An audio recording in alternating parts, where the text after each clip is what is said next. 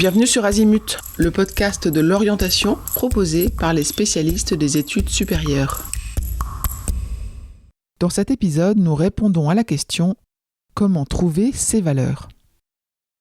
Dans un autre épisode du podcast, nous avons vu qu'il est important d'identifier les valeurs qui sont importantes pour nous afin de cheminer vers un projet d'orientation cohérent avec notre personnalité. Pas facile cependant de les identifier car cette notion de valeur n'est pas quantifiable. Un premier exercice simple qui peut être proposé aux jeunes, c'est le suivant. Leur poser les questions suivantes par exemple.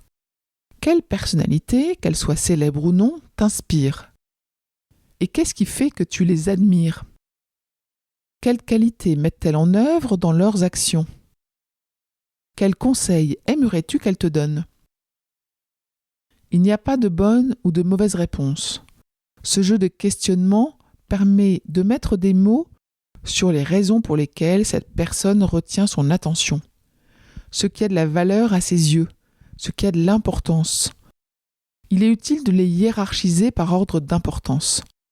Chacun ressentira le besoin de les appliquer, de les respecter dans son quotidien au nom de son bien-être.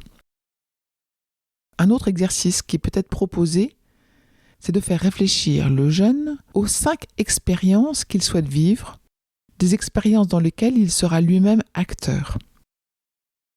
Nous sommes dans un domaine où tout est possible, il n'y a pas d'autocensure. Donc il va réfléchir à ces 5 expériences qu'il souhaite vivre, puis il rédige un paragraphe en expliquant pour quelles raisons il a envie de les vivre et ce qu'il en attend. Cela va lui permettre de s'interroger sur ce que cela dit de lui, sur ce qu'il aime, sur la satisfaction que cela lui apporterait, sur l'environnement souhaité à la réalisation. Ces exercices s'effectuent de façon consciente, mais certains signes peuvent nous mettre en éveil sur des valeurs qui ne sont pas respectées sans réellement faire de lien de prime abord. C'est là que se manifestent nos émotions. Nous pouvons ressentir de la colère, étant alors sujet aux ruminations, à de la culpabilité, de la tristesse éventuellement.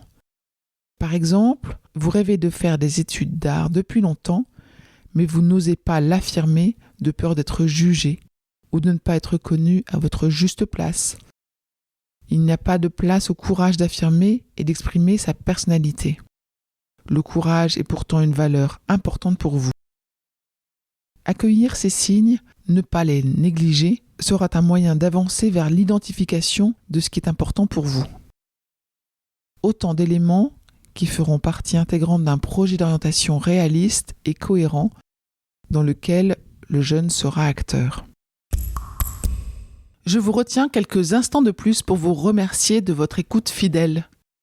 Les nombreux messages que vous nous envoyez nous touchent beaucoup et nous lisons toujours les avis que vous nous laissez sur Apple Podcast avec émotion. Si ce n'est pas encore fait, allez nous déposer 5 étoiles et rédigez votre commentaire sur Apple Podcast et sur Spotify. Vous pouvez également vous abonner pour avoir les épisodes dès leur sortie. Et surtout, partagez l'existence du podcast autour de vous. Parlez-en. Pour bénéficier d'une lecture d'épisodes par thématique, nous vous recommandons d'aller sur notre site azimut-podcast.com. Vous verrez, tout y est très bien classé. Je vous souhaite une bonne journée ou une bonne soirée et à bientôt sur Azimut.